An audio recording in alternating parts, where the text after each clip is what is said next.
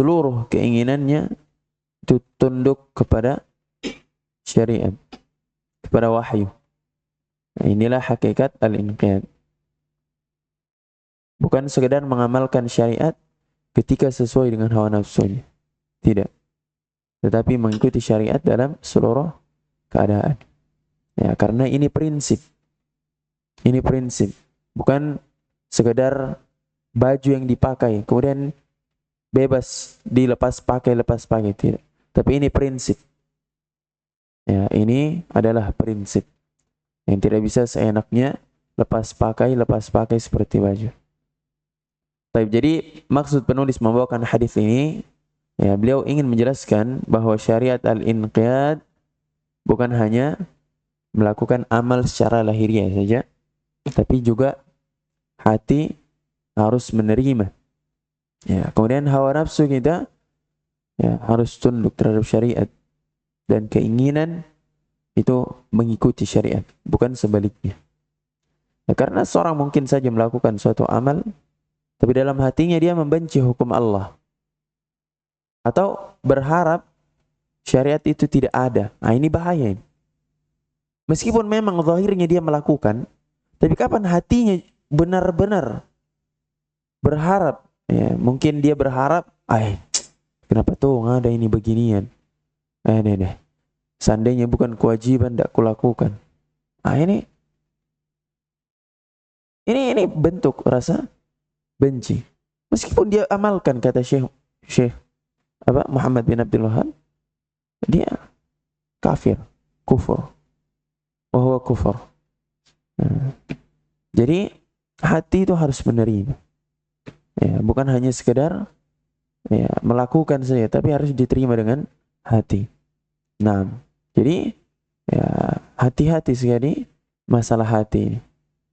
Makanya kenapa kita jelaskan sebelumnya di 10 kaidah dalam beribadah, bahwasanya ibadah hati itu lebih agung, lebih utama diperhatikan daripada sekadar ibadah lahiriah, karena dia penentu amalan, penentu kualitas amalan.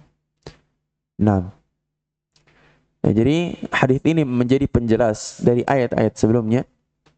Ya, jika ayat-ayat sebelumnya memerintahkan ya, menyerahkan diri kepada Allah, tunduk kepada hukum Nabi sallallahu alaihi wasallam, maka hadis ini menjelaskan bahwa ya, ketundukan itu harus sampai kepada hati ya, dan hawa nafsu. Ya, hati dan hawa nafsu juga harus ikut tunduk. Inilah puncak al-inqiyad.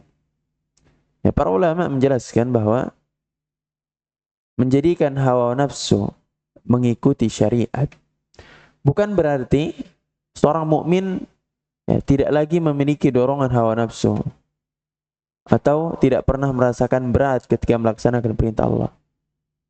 Tidak, maka ini normal sebenarnya. Ini normal. Ya, karena ya, bahkan Allah sendiri yang mengatakan apa? Inna nafsa la'ammaratun bisu. Sungguhnya jiwa itu benar-benar suka sekali. Ammarah, ini sighah mubalaghah dari wazan fa'al. Itu benar-benar sifatnya, puncaknya itu. Ya. Saking sukanya itu mengajak kepada kejelekan, as-su'.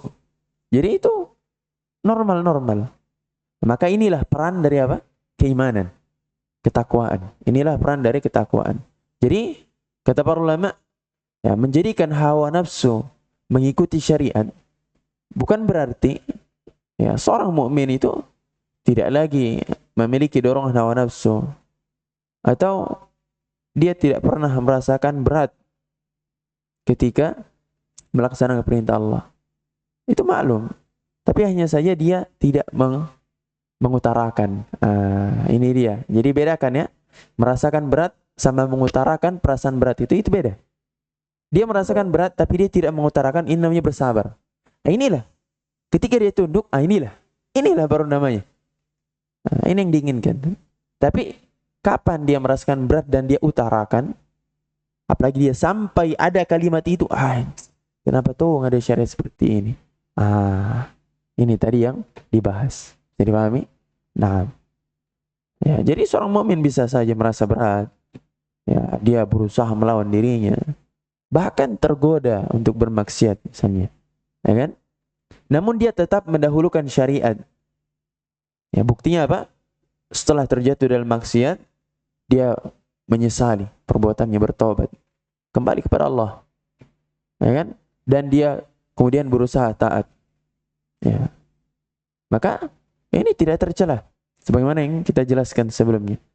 Akan tetapi yang tercela itu ketika seseorang dia mengikuti hawa nafsunya, ya, apalagi dia menolak, membenci. Ya, dia menolak, membenci. Ini berbahaya sekali. Ya, dia lebih mengutamakan hawa nafsu daripada syariat. Nah, jadi ya, perlu dipahami baik-baik. Jadi selesai tentang al-inqiyad. Syarat yang ke-6. Kemudian kita masuk di syarat yang terakhir dari ya, syarat la ilaha illallah yang disebutkan penulis, yaitu ya, al-qabul. Baik, kata penulis rahimahullah, wa dalilul qabul qauluhu ta'ala wa ma arsalna fi qaryatin min nadhir illa qala mutrafuha inna bima ursiltum bihi kafirun. Wa qalu nahnu aktharu amwalan wa aulada wa ma nahnu bimu'adzabin. Nah, kita baca dulu sampai akhir. Wa minas sunnah ma thabata fi sahih an Nabi Musa radhiyallahu an عن النبي صلى الله عليه وسلم قال مثل ما بعثني الله به من الهدى والعلم كمثل الغيث الكثير أصاب أرضا فكان منها نقية قبلت الماء فأنبتت الكلأ والعشب الكثير وكانت منها أجادب أمسكت الماء فنفع الله بها الناس فشربوا وسقوا وزرعوا وأصابت منها طائفة أخرى إنما هي قيعا لا تمسك ماء ولا تنبت كلأ فذلك مثل من فقه في دين الله ونفعه ما بعثني الله به فعلم وعلم ومثل من لم يرفع بذلك رأسا ولم يقبل هدى الله الذي أرسلت به. Ini jelas sekali ya. Hadisnya jelas sekali, apalagi sahih. Taib. Jadi kata penulis rahimahullah, ya, dalil yang pertama dari Al-Quran, dan dari Al-Quran Allah Ta'ala berfirman yang maknanya, dan kami tidak mengutus seorang pemberi peringatan fi qaryatin, ya, kepada suatu negeri, illa qala mutrafuha, ya, melainkan orang-orang yang hidup bermewah-mewahan itu, ya, di negeri itu berkata, inna bima ursiltum bihi kafirun, sungguhnya kami mengingkari apa yang dengannya kami diutus. Ya. Wa qalu nahnu aktsaru amwalan wa aulada wa ma nahnu bimu'adzabin. Ya, apa alasan mereka? Kami lebih banyak harta dan anak-anak, dan kami tidak akan diazab. Nah, ini bentuk kesombongan mereka. Ya. Jadi apa penyebabnya? Dunia, jazakallahu. Dunia. Ya, Allah menjelaskan kebiasaan yang berulang pada umat-umat terdahulu. Setiap kali ada seorang Rasul datang membawa dakwah tauhid, selalu ada kelompok yang menolak dakwah. Jadi kapan ada seorang berdakwah, kemudian ada yang menolaknya, itu maklum terjadi kepada para Rasul.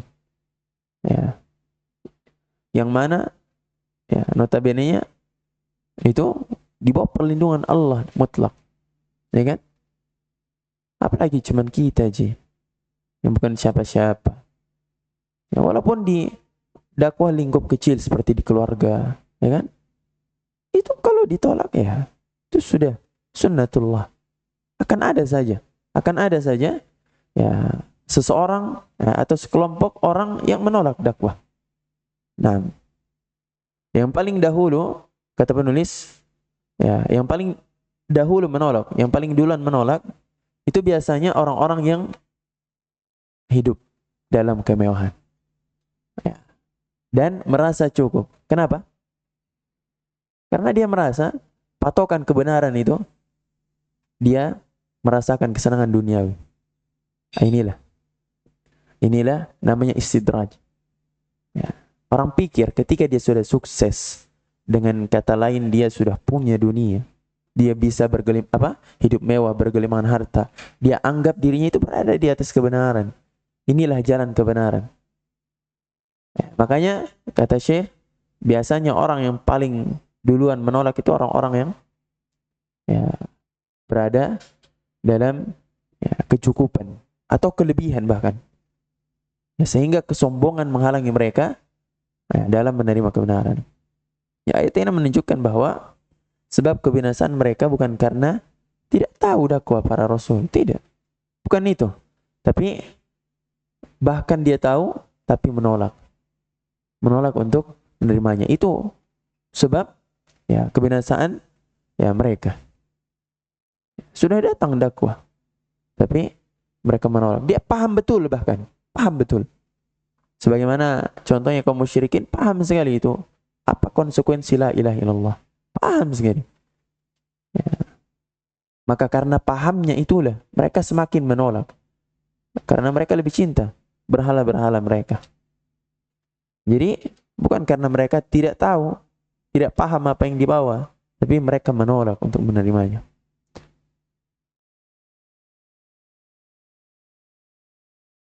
Ya, al-mutarafun dijelaskan oleh para ulama, yaitu orang-orang yang tenggelam dalam kenikmatan dunia.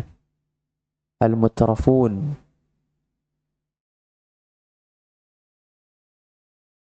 itu orang-orang yang tenggelam dalam kenikmatan dunia,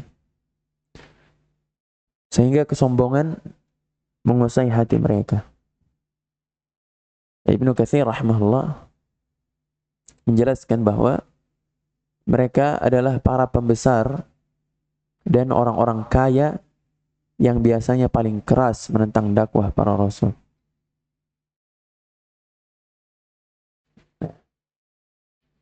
Jadi ketika di zaman ini ada seorang yang berdakwah di suatu tempat, kemudian apa?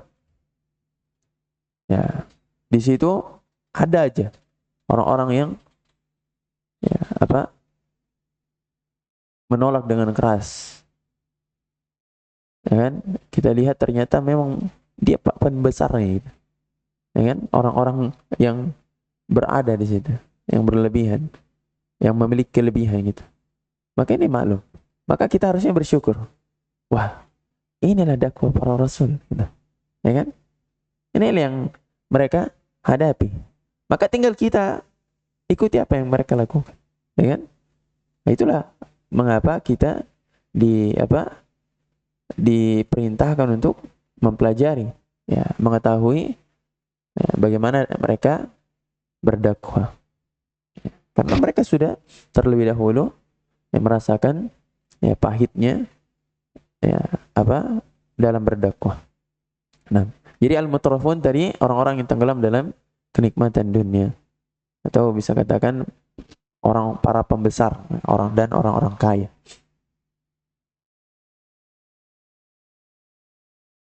Taib. Jadi syahid dari ayat ini mana? Tentang al-qabul, tentang menerima. Itu pada firman Allah Ta'ala, inna bima ursiltum bihi kafirun. Sungguhnya kami mengingkari apa yang kalian bawa. Nah, makanya kenapa mereka dianggap gagal? Karena mereka tidak qabul. Maka ini syahidnya. Jadi di sini sisi pendalilan beliau lawan dari kafir, yaitu al-qabul. Nah, ini syahidnya.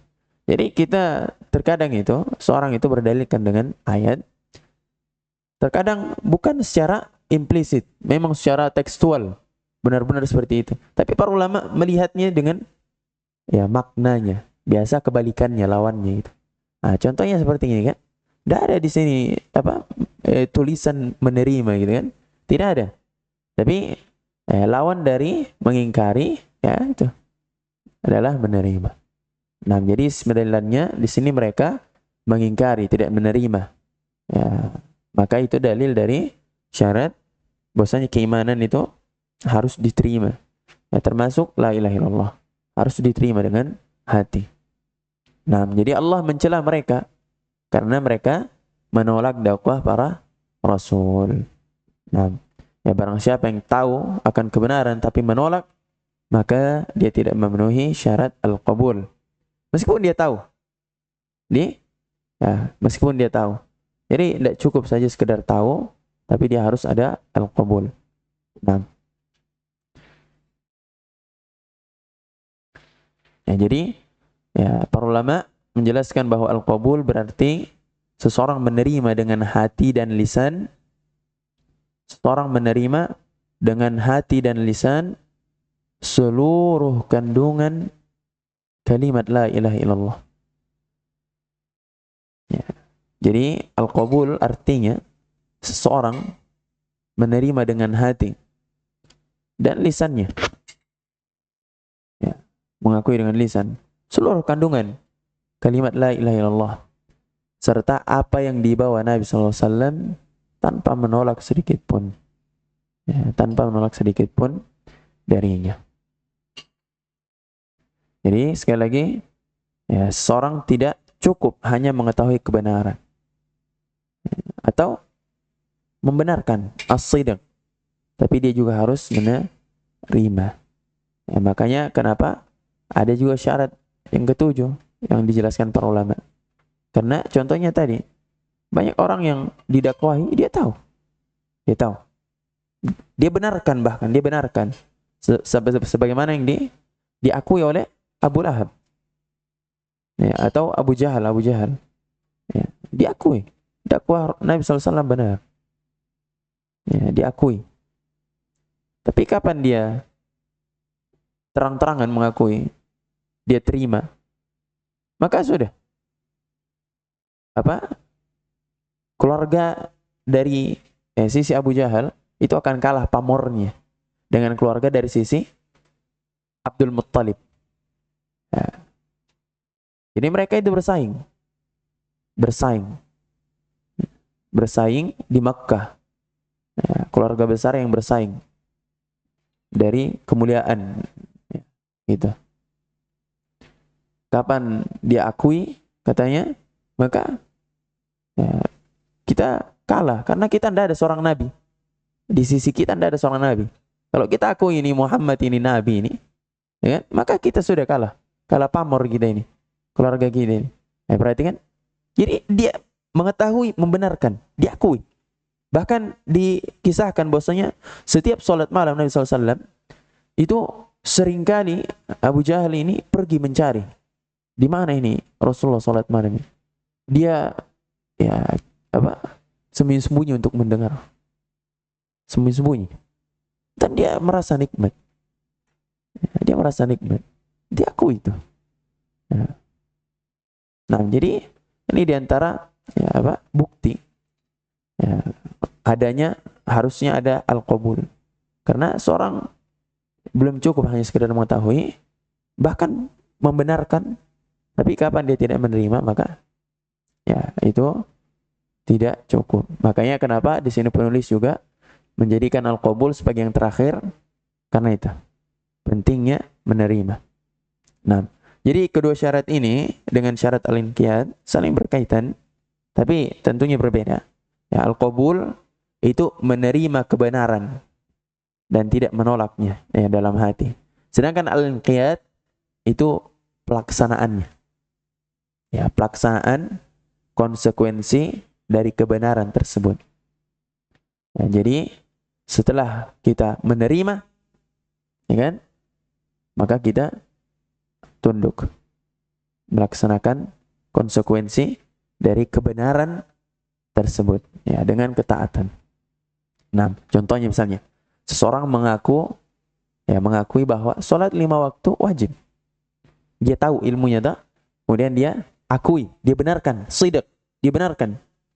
Dan dia qabul, menerima hukum itu dari Allah tanpa ada rasa berat hati. Nah, maka ini termasuk al-qabul. Kemudian dia berusaha mengerjakan, dia berusaha tunduk meskipun keinginannya tidak sesuai. Capek, aduh sholat subuh ini orang masih ngantuk. Itu ada perasaan gitu, tapi dia tidak utarakan. Ya kan? Sholat terus. Kapan liburnya misalnya? La ilaha illallah. Ini bentuk apa? Bentuk ya pengutaraan terhadap rasa ya, tidak suka. Hati-hati. Hati-hati. Nah, jadi tidak ada itu. Dia memang di dalam hati perasaan berat. Berat sekali untuk melangkahkan kaki. Enak sekali tidur. Lagi ber-AC. Nah, kan? Jadi dia lawan. Nah, maka inilah namanya ya tunduk. Inilah termasuk tunduk. Dia berusaha mengerjakan sholat melawan keinginan yang bertentangan dengan ya, syariat tersebut. Ya, hawa nafsunya dia paksa tunduk. Ketika dia berhasil, inilah namanya tunduk. Nah, jadi saling berkaitan tapi jelas perbedaannya. Nah, jadi penulis ingin menjelaskan bahwa salah satu syarat la ilaha illallah yaitu menerima seluruh ajaran yang dibawa Nabi sallallahu alaihi wasallam. Nah, jadi beliau memulai dengan menyebutkan contoh orang-orang kafir terdahulu yang gugur tauhidnya. Ya, bukan karena mereka tidak tahu tentang dakwah para rasul. Ya, bukan berarti mereka tidak paham. Tetapi karena mereka menolak. Ya, dengan demikian penulis ingin menegaskan bahwa orang yang mengucapkan la ilaha illallah harus ada penerimaan dalam hatinya. Harus ada al-qabul, penerimaan terhadap seluruh kandungan ya, la ilaha illallah tersebut. Dan tidak boleh menolak sesuatu yang telah datang dari Allah dan Rasulnya. Nah,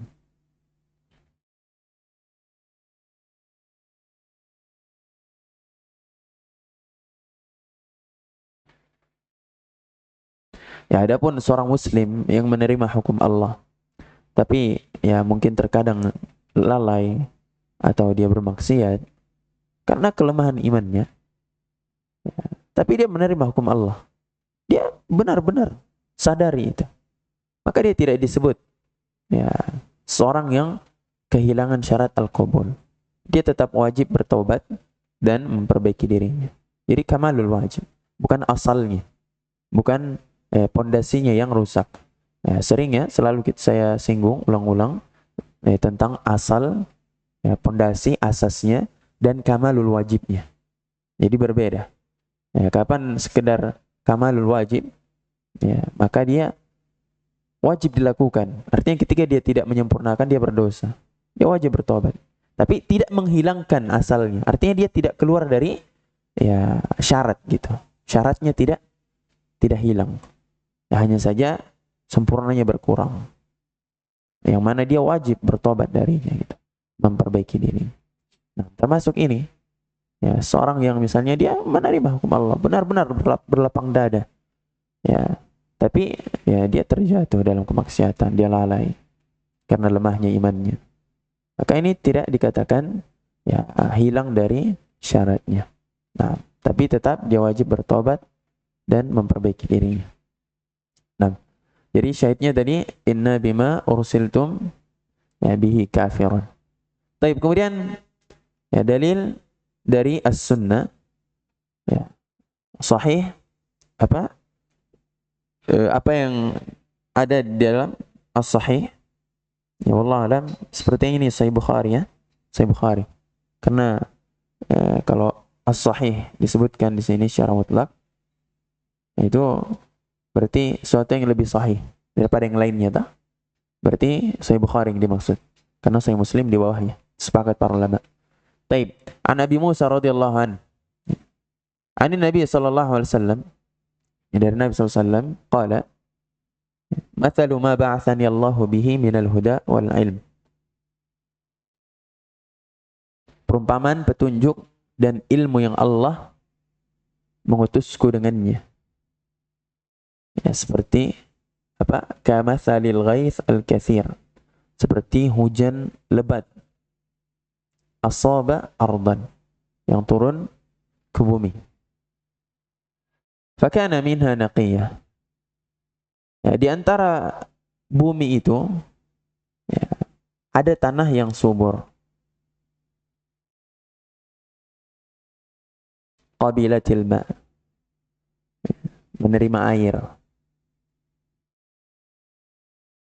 Fa'ambatatil kala'a wal 'ushab al-kathir. Lalu menumbuhkan rerumputan dan tanaman yang banyak. Wa kanat minha ajadib. Ada pula tanah yang keras yang dapat menahan air. Amsakatil ma', yang menahan air. Fa nafa'allahu bihan nas. Maka Allah memberi manfaat kepada manusia dengannya. Fasharibu wa saqaw wa zara'u. Ya, mereka minum, memberi makan ternak, dan ya, menyiram, ya, mengairi tanaman mereka. Wa asabat minha ta'ifatan ukhra. Dan hujan itu juga mengenai jenis tanah yang lain. Innama hiya qi'an la tumsiku ma'an wa la tumbitu kala. Yaitu tanah yang datar lagi tandus, yang tidak dapat menahan air dan tidak pula menumbuhkan tanaman.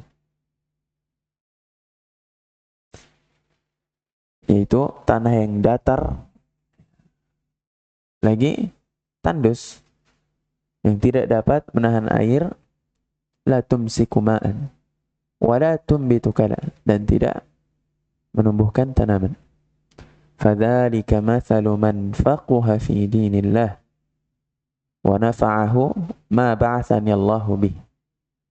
Maka itulah perumpamaan orang yang memahami agama Allah, lalu Allah memberikan manfaat kepadanya, ya, dengan apa yang aku diutus membawanya. Maksudnya dengan, ya, ilmu agama. Fa'alima wa'allam. Ya, ia belajar dan mengajarkan. Wa mathalu man lam yarfa' bidzalika ra'san wa lam yaqbal hudallah alladhi ursiltu bih. Dan itulah juga perumpamaan orang yang tidak mengangkat kepalanya, ya, maksudnya tidak peduli kepada petunjuk tersebut, serta tidak menerima petunjuk Allah yang aku diutus dengannya. Ada yang ingin ditanyakan maknanya? Ada yang ketinggalan?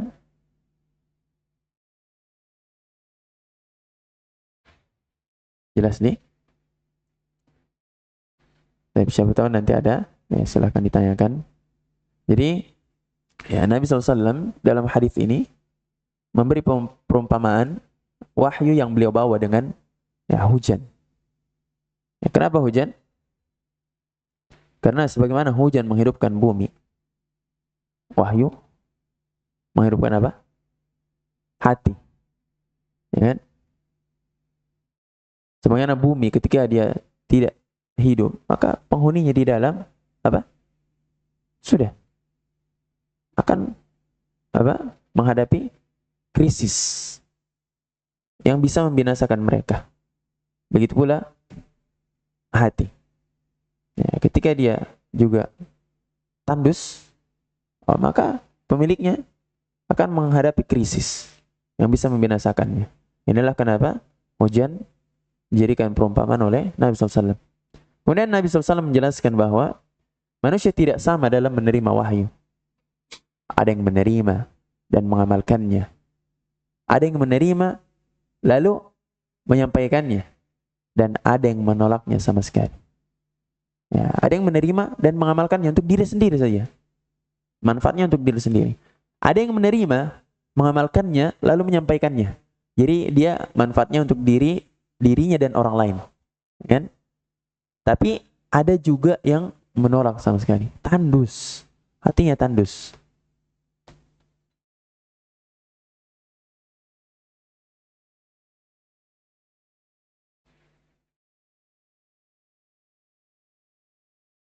Baik. Ya, masalu ma ba'athani Allahu bihi minal huda wal ilm. Ya, disebut al-huda kata para ulama karena membimbing manusia kepada jalan yang benar. Huda, petunjuk. Nah, yang membimbing manusia kepada jalan yang benar. Wal ilm. Nah, disebut ilmu karena menghilangkan kebodohan. Kama salil ghais al-kathir, seperti hujan yang sangat lebat. Ya, hujan adalah ya, suatu sebab adanya kehidupan di bumi. Begitu pula wahyu. Dia adalah sebab hidupnya hati. Allah Ta'ala berfirman, apakah orang yang mati kemudian kami hidupkan dia? Ya, maksudnya, apa mati di sini? Bukan mati gitu. Tapi kata para ulama maksud ayat sini hatinya mati. Ya, karena kekufuran.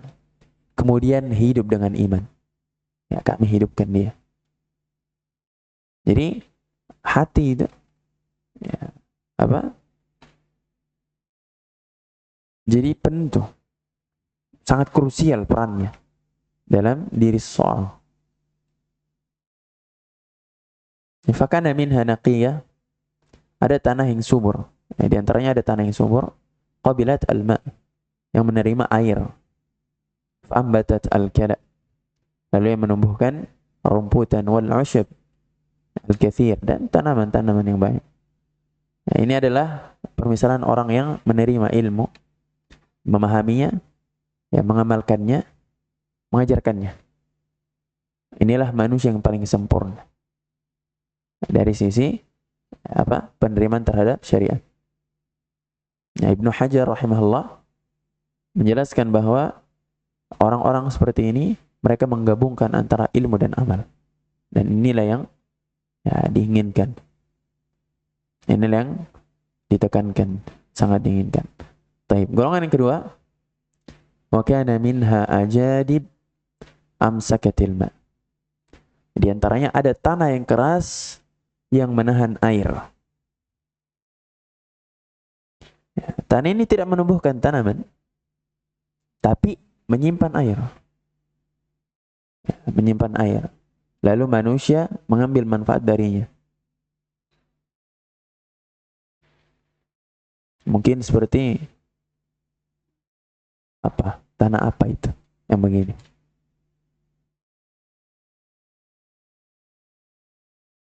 Bukan seperti pegunungan, bukan? Bukan ya? Beda ya? Seperti apa itu? Tanah-tanah bagaimana? Kalau yang awal kan ya umum dah, kita sering lihat di padang-padang lagi kan, rumputan kan? Atau seperti sawah juga tak? Ya, itu kan tanah yang jenis pertama itu.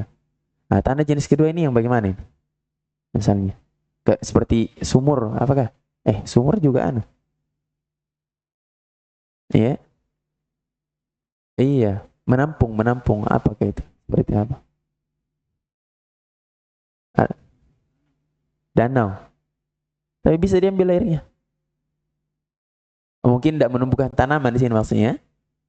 Ya kan di sini kata ulama dia menyimpan air. Ya, tapi tidak menumbuhkan tanaman. Nah, tapi manusia mengambil manfaat darinya. Berarti mungkin danau. Ini danau.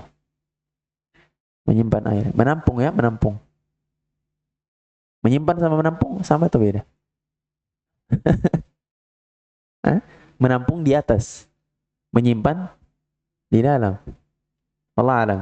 Artinya ada tanah yang seperti ini. Tanah keras, tapi ya, dia menyimpan air. Tapi tidak menumbuhkan tanaman. Nah, inilah permisalan orang yang menghafal ilmu, menyimpan. Nah, kan? Dia jaga. Kan? Dia jaga. Nah, tapi dia juga menyampaikan. Dia juga menyampaikan. Yaitu manusia bisa mengambil manfaat darinya. Akan tetapi pemahamannya tidak sedalam golongan pertama. Tidak sedalam golongan pertama.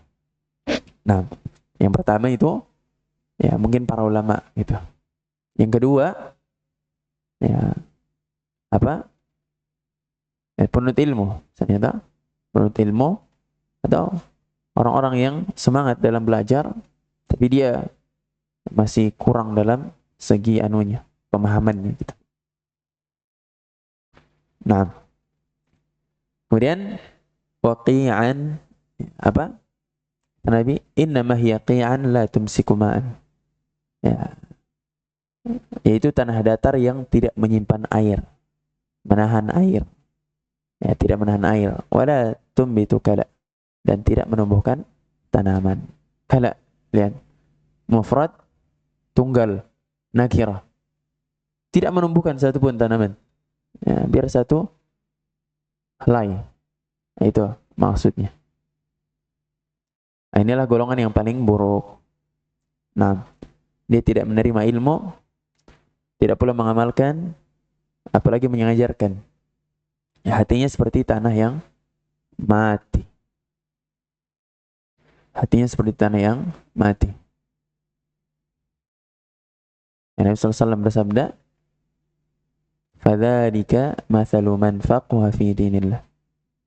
Ini dijelaskan ya. Golongan yang pertama itu orang yang Allah beri pemahaman agama.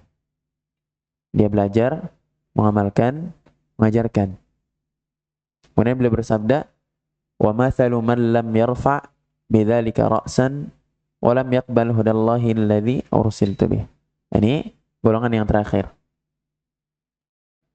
Dan perumpamaan orang yang tidak mengangkat kepalanya terhadap petunjuk serta tidak menerima petunjuk Allah yang aku diutus dengannya. Syahidnya apa? Walam yaqbal. Walam yaqbal. Di sini datang dalam bentuk fi'il mudhari. Dari ya qabul. Nah. Jadi inilah syahid dari hadis ini. Nah, jadi orang ini dia berpaling, tidak mau menerima, tidak mau belajar, tidak mau tunduk. Jadi inilah kita harus perhatikan baik-baik. Pentingnya belajar. Pentingnya belajar. Karena penolakan itu biasanya datang dari ketidaktahuan. Ya kan? Ya. Karena dia tidak tahu, akhirnya dia tolak kebenaran. Nah, jadi inilah menunjukkan akan pentingnya belajar. Makanya kenapa Nabi SAW mewajibkan. Ya. Apalagi ilmu-ilmu yang wajib, ya kan? Itu wajib hukumnya untuk dipelajari. Jadi ketika orang tidak belajar, berdosa. Kenapa Allah sampai konsekuensinya adalah dosa kalau tidak dilakukan? Karena itu bahayanya gitu. Bahayanya kalau kita tidak belajar. Jadi itu sebenarnya murni kasih sayang Allah. Muncul ancaman seperti itu, murni dari kasih sayang Allah, rahmat Allah. Ya, peduli. Karena kalau cuma sekedar ya terserah kamu lah, Mak. Sama seperti seorang orang tua yang cuma sekedar ya terserah kamu, mau kamu main di jalan atau enggak, tabrak, terserah kamu lah, kamu yang mati. Perhatikan. Sama seorang ayah yang seorang orang tua yang dia marahi anaknya kalau begini karena bahaya mungkin.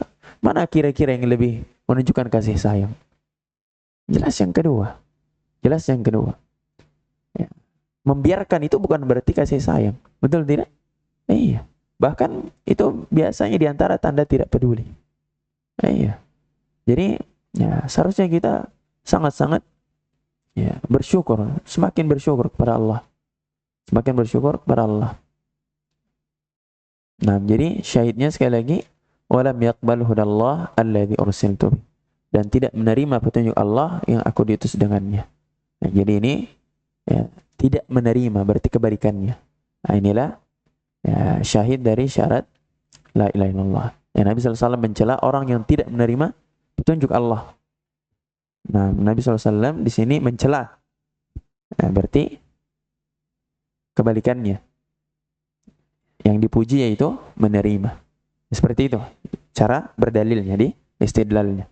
Jadi ini kita sebenarnya juga belajar bagaimana cara para ulama beristidlal. Ya, mengambil menentukan dalil gitu. Bagaimana menentukan ini sebagai dalil gitu. Jadi mereka melihat, oh di sini Nabi SAW mencela orang yang tidak menerima wahyu Allah. Berarti yang dipuji siapa? Orang yang menerima. Nah, itu dia caranya. Sebagaimana yang ayat tadi yang pertama juga, Allah mencela, ya kan? Orang-orang yang mengingkari, yang tidak menerima ya hukum-hukum Allah, syariat Allah. Berarti yang dipuji siapa? Yang menerima. Nah, inilah cara berdalilkan para ulama. Nah, jadi ini menunjukkan bahwa al-qabul merupakan syarat keimanan dan termasuk syarat la ilaha illallah. Karena la ilaha illallah adalah puncak keimanan. Puncak keimanan. Kalau seorang menolak petunjuk Allah, maka ia tidak memenuhi syarat al-qabul. Ya, atau bisa dibilang la ilaha illallah adalah apa? Pintu masuk. Ya, pintu masuk pondasinya. Tapi di selain juga dia puncak. Ya, karena dia penghambaan kepada Allah. Puncak penghambaan kepada Allah, yaitu merealisasikan la ilaha illallah. Baik, jadi penulis ingin menjelaskan bahwa orang yang mengucapkan la ilaha illallah harus menjadi seperti tanah yang menerima hujan. Ya, sebagaimana tanah menerima air, maka hati harus menerima. Nah, ya. Sebaliknya hati yang menolak wahyu itu diperumpamakan seperti tanah yang mati, yang tidak bermanfaat sedikit pun dari hujan yang ya menimpanya, menghujaninya. Ya. Hidayah datang. Nah, hidayah datang menghampiri dirinya, tapi dia menolak. Ini maksudnya. Mending jikalau, jadi perumpamaan di sini beda ya. Kalau tanah yang sama sekali tidak datang hujan. Ini beda masalahnya lagi. Tidak disinggung apa? Itu dalam perkara syariat beda lagi. Bagaimana syariat menyikapinya. Sempat mungkin saya singgung ya. Orang-orang yang seperti ini itu, yaitu orang-orang yang nanti di akhirat diuji oleh Allah dengan api, lubang api. Kalau taat disuruh masuk dalam api, berarti dia ya golongan mukmin. Kalau tidak taat, kafir. Seperti itu. Nah, seperti orang-orang yang mungkin terisolasi. Ya, memang mereka tidak tahu sama sekali dunia modern, tidak tahu. Tapi apakah ada di zaman sekarang seperti itu? Ada tidak? Mungkin masih ada ya? Masih ada ya? Jadi kapan ada kelompok yang seperti ini, maka ya dia masuk dalam itu tadi, golongan yang tadi. Wallahu ta'ala alam. Inilah yang dijelaskan para ulama. InsyaAllah nanti kita akan dapati penjelasan secara rincinya. Nah, jadi ini adalah dalil yang terakhir dari syarat al-qabul dan syarat yang terakhir dari la ilaha illallah. Nah, ya qadarullah Pak Saleh. Ya, alhamdulillah sudah bisa ikut lagi. Tapi qadarullah banyak ya Pak Saleh ya. Ya. Kayaknya dari dalil mahabbah Pak Saleh ini. As-sidq sempat dapat Pak Saleh. Atau enggak juga? Oh enggak ya? Wah, Masya Allah ini. Banyak ini. Tapi alhamdulillah ada semua rekamannya Pak Saleh. Ada semua rekamannya. Nah, ini penting juga ini. Penting juga dipahami karena saya tidak bisa bilang yakin, tapi dikhawatirkan banyak dari kaum muslim itu tidak tahu tentang ternyata la ilaha illallah itu punya syarat-syarat. Ya, bukan cuma sekedar mengucapkan saja. Ada syarat-syaratnya sehingga dia ya dianggap sah la ilaha illallah. Memang kita dalam menghukumi seorang bagaimana? Kita jelaskan kemarin. Menghukumi yang nampak saja, yang zahir, ya kan? Ilharul Islam, menampakkan Islam. Jadi kita hukumi itu, oh muslim sudah. Adapun hatinya, ya, tentang ini, la ilaha illallah ini yang paling utama, pondasinya dulu kita nilai. Nah, kapan dia ada yang tidak memenuhi syarat ini, sudah. Allah hukum di akhirat dia sebagai orang yang ya tidak termasuk dari golongan kaum muslimin. Maka ini bahaya sekali ya. Bahaya sekali. Nah, ini menunjukkan betapa pentingnya kita belajar. Ya, betapa pentingnya kita belajar.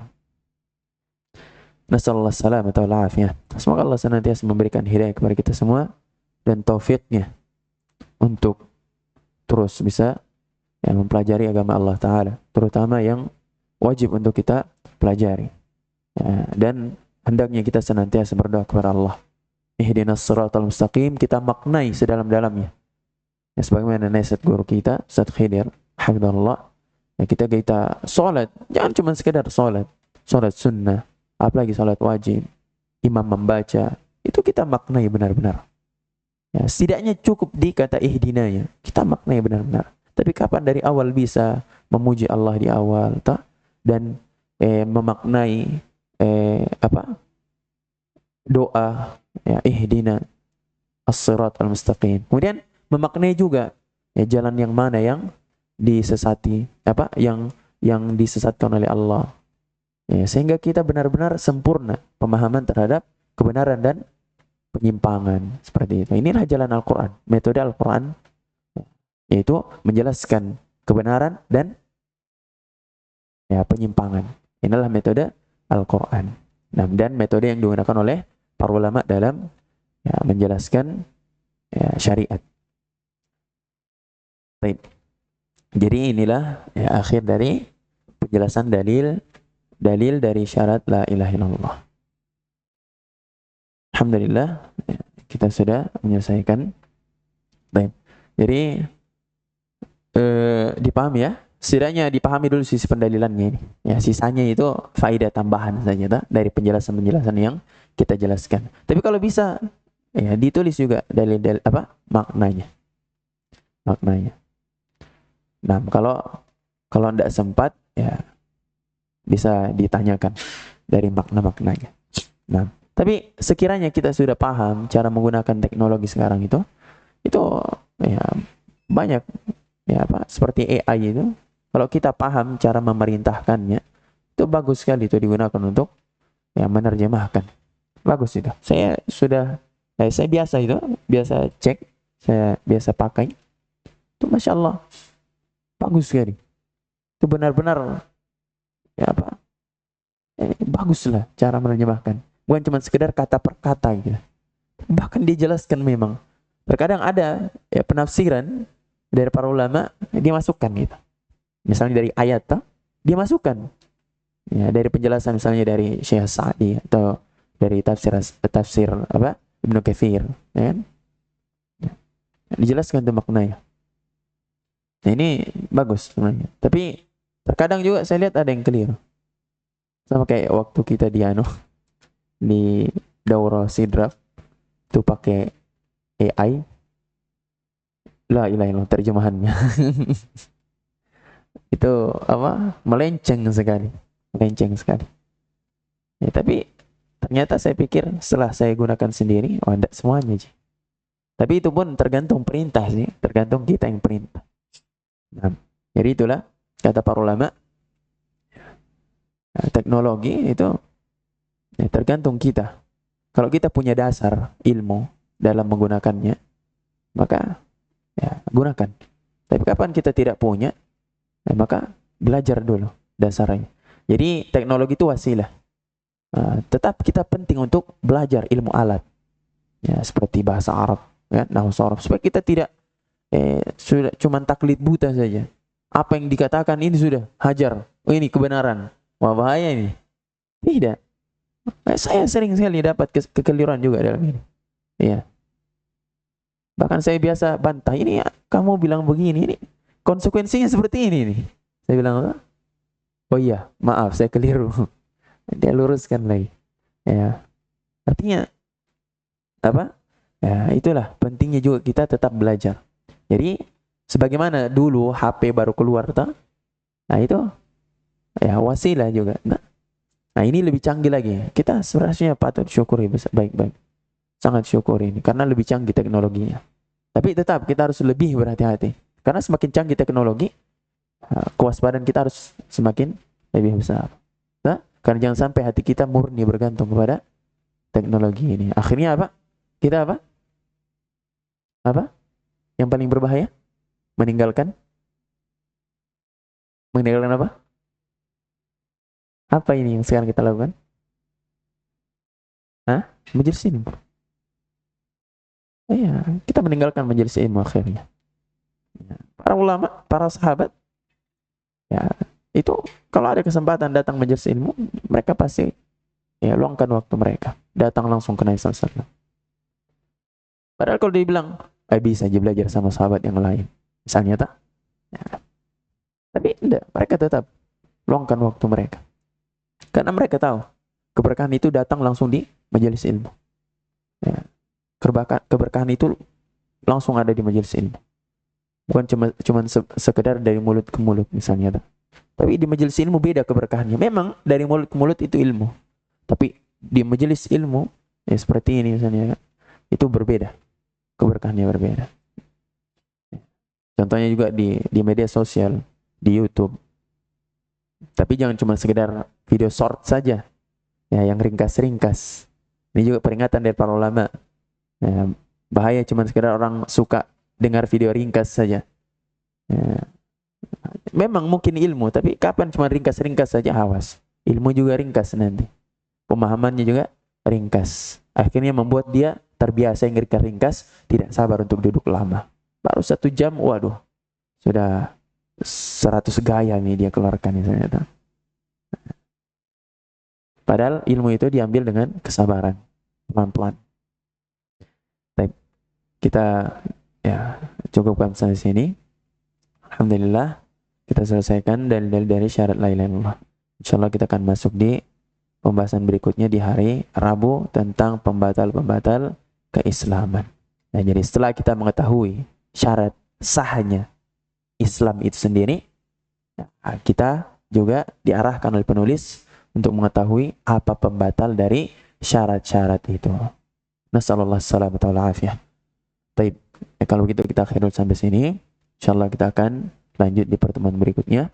Semoga Allah senantiasa memberikan kemudahan pada setiap urusan kita semua dan memudahkan jalan kita dalam mempelajari syariatnya dan memberikan keberkahan pada setiap urusan kita. Wafaqallahu al-jami'a lima yuhibbu Allah wa yardah. Subhanakallahumma rabbana wa bihamdik asyhadu an la ilaha illa anta astaghfiruka wa atubu ilaik. Assalamualaikum warahmatullahi wabarakatuh.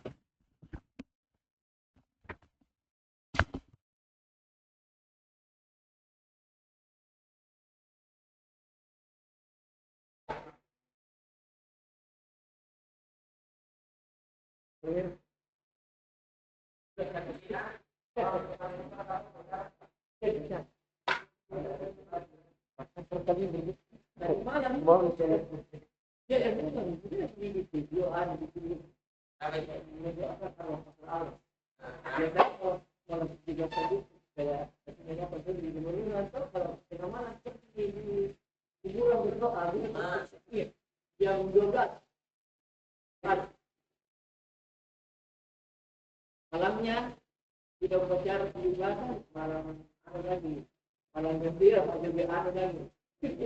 Malam gembira. Iya, saya kira sudah terkira. Yang terlupa orang itu makanya kita semua tujuan bangsa maklumat negara.